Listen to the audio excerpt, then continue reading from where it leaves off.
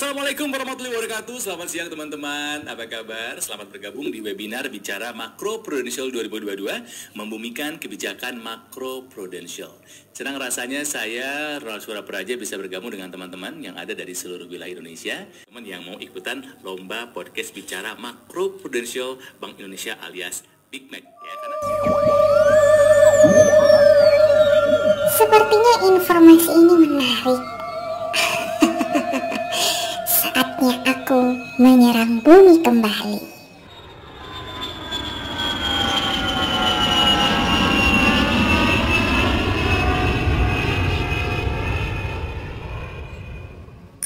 Aku harus menyerang bumi untuk menjarah mereka. Setelah aku mengalami kebangkrutan ekonomi, setelah pandemi COVID-19 di luar angkasa, semua terdampak. Siapa itu? Sepertinya makhluk bumi. Kusamperin aja. Wah, wah, wah, wah, wah, wah, wah. Siapa kamu? Please, gue udah hits banget. Gak pernah lihat UFO ya? Nggak tahu tuh. Dasar Cooper. Ya sudah. Kalau gitu aku pergi saja cari mangsa yang lain. Ini kayaknya nggak paham banget sama UFO. Tunggu.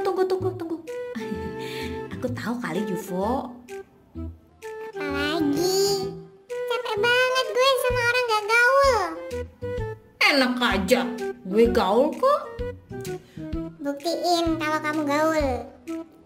Tapi sebelum aku buktiin, kamu bisa bantuin aku nggak? Soalnya wajah kamu kayak genie in the bottle. Beda jenis. Oke, whatever. Tapi kamu udah denger ini nggak? Dengar apa? Ini. senang rasanya saya, Ronald Surapraja, bisa bergabung dengan teman-teman yang ada dari seluruh wilayah Indonesia, teman yang mau ikutan lomba podcast Bicara Makro Prudensial Bank Indonesia alias Big Mac. Ya, karena webinar ini merupakan Bisa ganti dulu suaranya nggak? Pusing deh dengar suara robotik. Oke. Aku tuh sekarang lagi pusing banget, Al. Pusing apa dah? Aku tuh mau buka usaha, tapi nggak ada modal. Lah kita senasib, alien-alien gini juga mau buka usaha. Makanya itu aku mampir ke bumi untuk menginvasi manusia. Gimana kalau kita cari info aja? Kan alat-alat kamu sudah canggih tuh. Boleh. Yuk kita mulai. Nah, kamu pasti tahu kan kalau beberapa waktu belakangan ini emang perekonomian kita lagi nggak baik-baik karena pandemi COVID-19 kemarin. Iya bener sih. Aku juga lihat UMKM itu terimbas. Dan sekarang kayaknya mulai berusaha bangkit lagi. Nah itu salah satunya aku. Cuman ya gitu deh, aku pusing banget cari modal usaha dari mana. Mendingan gini. Gimana kalau kamu kredit di bank deh buat cari dana atau modal awal? Aduh, aku dengar kalau pinjam modal di bank itu justru rumit. Bentar. Aku browsingin ya. Oke, mana? Nah sebenarnya bener katamu, kasus tentang UMKM pasca pandemi itu benar-benar bikin khawatir karena Bank Indonesia mencatat 87,5% UMKM itu terkena dampak negatif COVID-19 dan mengalami penurunan penjualan 26% hingga 60%. Tuh kan lemas. TBL, takut banget lo pasti denger informasi kayak gitu. Jangan TBL gitu dong. Aku lanjutin lagi ya. Jadi UMKM yang melemah dampaknya itu ternyata ke perekonomian nasional. Misalnya aja nih, kayak penyerapan tenaga kerja yang menurun. Ini berefek pada PDB nasional. Jadi PDB nasional itu adalah total nilai produksi dan jasa yang dihasilkan semua orang atau perusahaan dalam satu negara. Memang sih beda banget pas krisis moneter tahun 1997 sampai 1998 itu.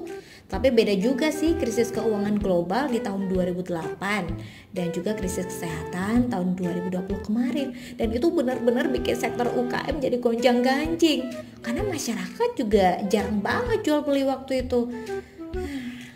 Jadi mengenang masa lalu deh ceritanya. Gak apa-apa juga sih, buat ingat-ingat aja. Padahal ya UMKM itu bisa dibilang tulang punggung perekonomian Indonesia loh. Kok kamu tahu sih, An?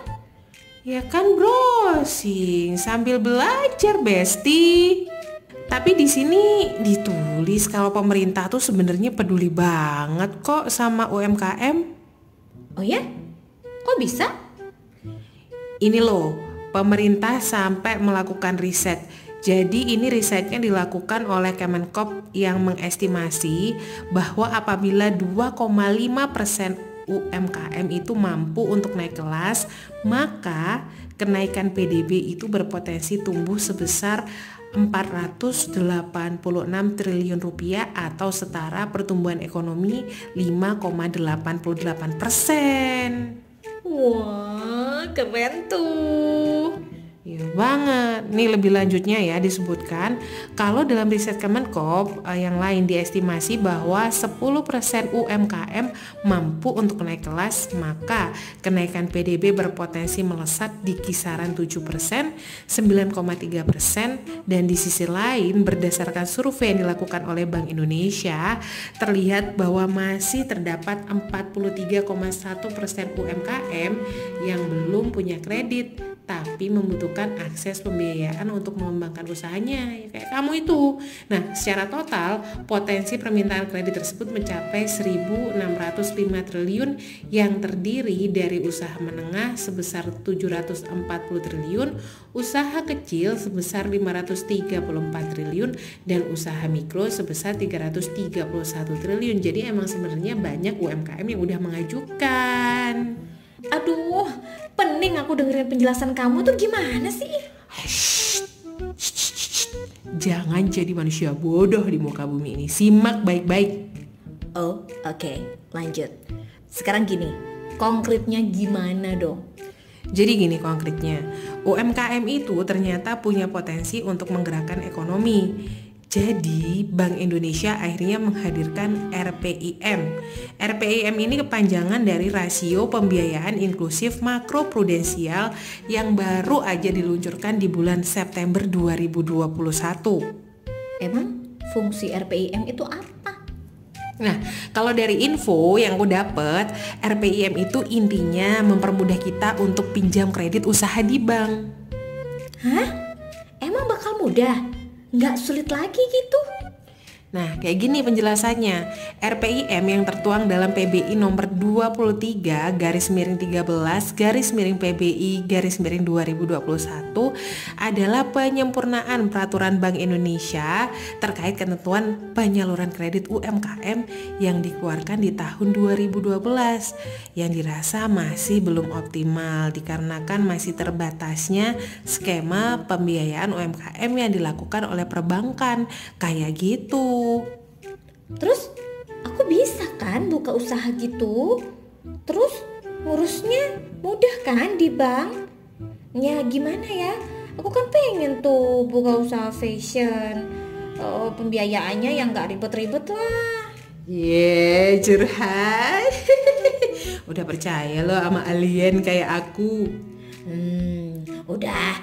Lanjutin lagi. Terus gimana tuh infonya RPIM? Ya, aku lanjutin lagi ya. Jadi adanya RPIM ini diharapkan mampu untuk memperluas opsi pembiayaan yang dilakukan oleh perbankan sehingga punya potensi untuk meningkatkan fungsi intermediasi perbankan terhadap UMKM supaya lebih inklusif dan mampu mewujudkan banyak UMKM supaya biar naik kelas. Secara rinci terdapat 3 skema besar opsi pembiayaan yang dilakukan oleh bank. Yang pertama, bank itu dapat melakukan pembiayaan langsung kepada UMKM maupun rantai pasoknya seperti kelompok, klaster, dan juga korporasi UMKM. Melalui korporasi yang non-UMKM yang biaya supplier, distributor, mitra, dan plasma berbentuk UMKM hingga kepada perorangan yang berpenghasilan rendah atau PBR dengan batasan penghasilan tertentu per bulan.